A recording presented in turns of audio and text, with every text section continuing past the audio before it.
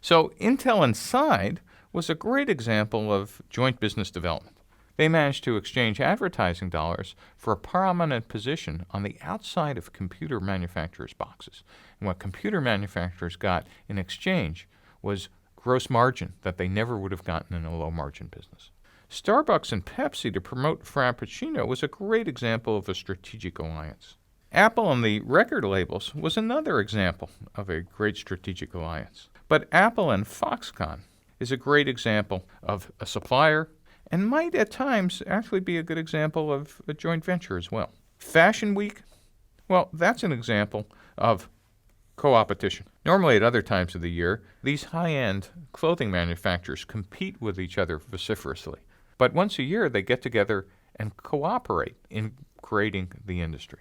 Standards groups are another example where competitors get together, put aside their differences, and work together towards a common goal of trying to come up with a set of mutually agreed standards.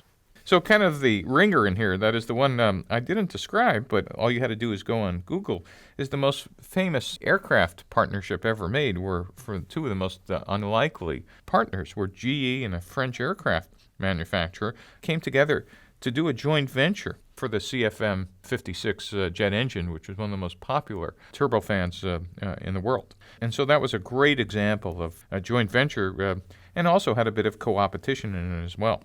And then finally, for traffic partners, if you think about all the online airline scheduling sites, Kayak, Expedia, Hipmunk, they're all traffic partners for the airline industry. And in fact, that's how they make their money, is that while you're having a great time figuring out multiple airline schedules, every time you click through to buy a ticket, they are getting paid by the airlines, and that's how they make their money. So I hope these were a good example of help you understand the different types of relationships.